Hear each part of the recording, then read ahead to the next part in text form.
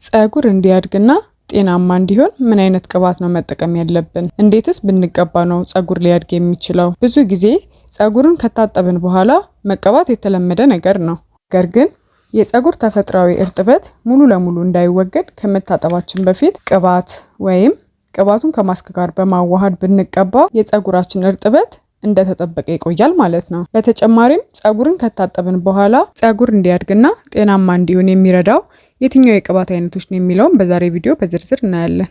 ሰላም፣ ይህ የስለ ውበት ቻናል ነው። በዚህ ቻናል ስለ ውበት አጠባበቅና የፀጉር እድገትን የምትማሩበት ቻናል ነው። ሰብስክራይብ በማድረግ የዚህ ቻናል ቤተሰብ ይሁኑ። ለአፍሪካውያን ብሎም ለኢትዮጵያ ፀጉር ተስማሚ የሆነ ቅባት ማግኘት ከባድ ቢሆንም ነገር ግን በዚህ ቪዲዮ ጠንካራ ፀጉርን የሚያለሰልሱና የፀጉርን እድገት የሚያፋጥኑ ለኢትዮጵያውያን ፀጉር ተስማሚ የሚሆኑ ቅባቶችን ይዤላችሁ መጥቻለሁ። አንደኛ፣ ሺያ በተር። ይህ ቅባት አፍሪካውያን የፀጉር ታይፕ ተመራጭ ነው። ፀጉርን የማለስለስና የማፍታታት ባህሪ ስላለው በተለይ ፀጉራችሁ ደረቅ ወይም ከርደድ ላለ ፀጉር ተመራጭ ነው። ፀጉርን ብዙ ጊዜ እንዳያድግ የሚያደርገው ሲደርቅ እንዲሁም በተለያዩ ምክንያቶች ሲሰባበርና ሲነቃቀል ነው።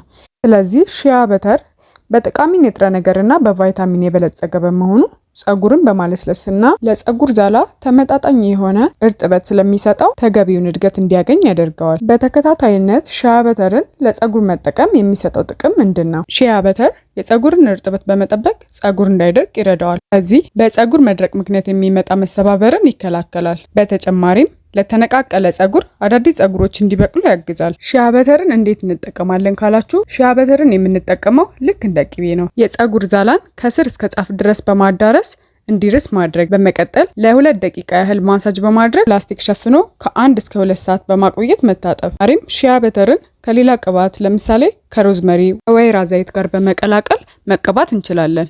ለውጡንም በአጭር ጊዜ ማየት እንችላለን ማለት ነው። ሁለተኛ፣ አቮካዶ ኦይል። የአቮካዶ ኦይል ብዙ ጊዜ በኬሚካልና በሙቀት ማለትም እንደ ፓይስትራ ባሉ ሙቀቶች ከተጎዳ ፀጉሩን ለማከምና ወደ ቀድሞ ፀጉር ጤና ለመመለስ ፈጣን ነው። በተጨማሪም አቮካዶ ቅባት ውስጥ ያለው ንጥረ ነገር የፀጉር ወዝን እንደተጠበቀ እንዲቆይ ስለሚያደርገው ፀጉር አንጸባራቂ እንዲሆንና ወዙን ሲያዩት የሚያምር እንዲሆን ይረዳዋል። ስለዚህ የአቮካዶ ቅባትን በቀላሉ በቤት ውስጥ በወይራ ዘይት ወይም በፓራፊን ቅባት አዘጋጅተን መጠቀም እንችላለን። ከአቮካዶ ያዘጋጀነውን ቅባት በሳምንት ከ2 እስከ 3 ቀን የራስ ቆዳችን ላይ እንዲሁም ዛላውን መቀባት እንችላለን። በተጨማሪም ፀጉራችንን ከመታጠባችን በፊት ከአቮካዶ ሄር ማስክ ጋር በመቀላቀል በመቀባት ለ2 ደቂቃ ያህል የጭንቅላት ቆዳን ማሳጅ ማድረግ፣ በመቀጠል በንጹህ ፌስታል ከ1 እስከ 2 ሰዓት ሸፍኖ መታጠብ። የአቮካዶን ቅባት አዘገጃጀት ማወቅ ከፈለጋችሁ ኮሜንት ላይ አስቀምጡልኝ። ሶስተኛ፣ ሮዝመሪ ቅባት።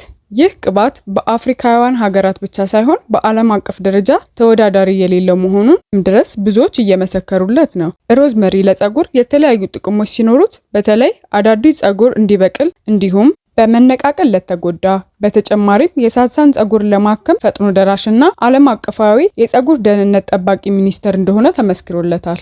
ሮዝመሪ በውስጡ በተለያየ ንጥረ ነገርና ቫይታሚን የበለጸገ በመሆኑ ፀጉርን ለማከም ተመራጭ ነው። ሳይንቲስቶች በሰሩት ጥናት የሮዝመሪ ቅባትና የተለያዩ ኬሚካል ይዘት ያላቸው በገበያው ላይ በስፋት የሚታወቁ አንዳንድ ምርት ጋር በማወዳደር ለ6 ወር የሚሆን ጥናት አድርገው ነበር። ሁለቱም በተመሳሳይ ሁኔታ 95 በመቶ የተጎዳ ፀጉርን እንደሚያክሙና ለፀጉር መርገፍ ፍቱን መፍትሄ መሆናቸውን አረጋግጠዋል። ነገር ግን ከ6 ወር በኋላ ሮዝመሪ ዘለቄታ ያለው የፀጉር እድገትን ሲያሳይ ምርቱን መጠቀም ሲያቆሙ የፀጉር መርገፍ እንዳጋጠማቸው ገልጸዋል። ስለዚህ ሮዝመሪ ዘለቄታ ላለው የፀጉር እድገት ተመራጭ መሆኑንም አረጋግጠዋል። አራተኛ፣ የወይራ ዘይት።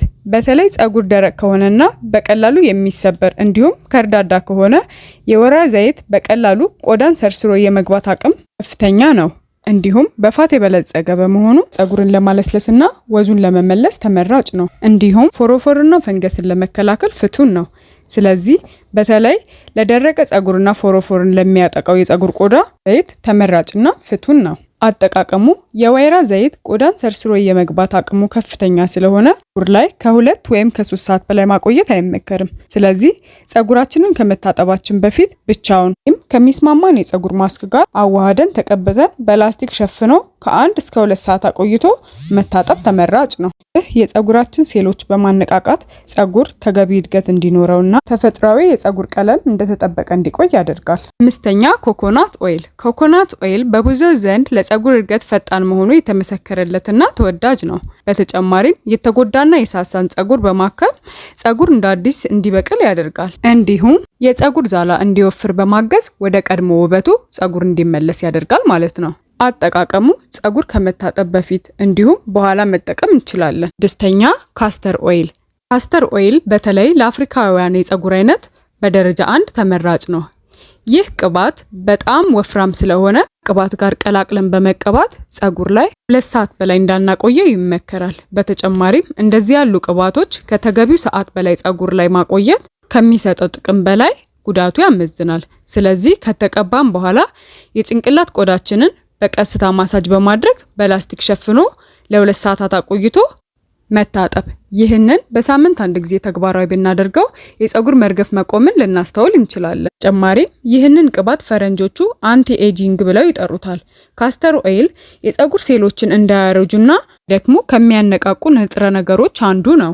8ኛ አርጋን ኦይል። አርጋን ኦይል በተመሳሳይ ለከርዳዳና እንዲሁም ለጠንካራ ፀጉር ተመራጭ ነው። አርጋን ኦይል ፀጉርን ካላስፈላጊ ሙቀትና የፀሐይ ብርሃን በመጠበቅ እንዳይጎዳ ይጠብቃል። እንዲሁም ፀጉር በመድረቅ ምክንያት እንዳይሰባበር በቂ እርጥበትና ወዝ እንዲያገኝ ያደርገዋል። አጠቃቀሙም ፀጉራችን ከታጠብን በኋላ የተወሰነ ቅባት በመቀነስ የፀጉርን ዛላና ቆዳን እንዲዳረስ በማድረግ ፀጉራችንን ፕሮቴክቲቭ ሄር ስታይል መስራት ወይም ላላ አድርገን ማስያዝ። አጥብቆ ማስያዝ ወይም አጥብቆ መስራት በከፍተኛ ሁኔታ ፀጉር እንዲነቃቀልና የፀጉር ቆዳን ለጉዳት ስለሚያጋልጥ በየትኛውም ጊዜ ለፀጉር እድገትና ጤንነት ላላ ብለው የሚሰሩ የፀጉር ስታይልና ላላ ብለው የሚያያዙ ስታይሎችን መምረጥ ተገቢ ነው። የዛሬ ቪዲዮ ይህንን ይመስል ነበረ። እንደተጠቀማችሁበት ተስፋ አድርጋለሁ። ተጨማሪ ስለ ውበት አጠባበቅና የፀጉር እድገትን ቪዲዮ ለማግኘት ቻናሉን ይጎብኙ። እንዲሁም ቤቱን ሰብስክራይብ በማድረግ የዚህ ቻናል ቤተሰብ ይሁኑ። በሌላ ቪዲዮ እስክንገናኝ ቸር ቆዩልኝ።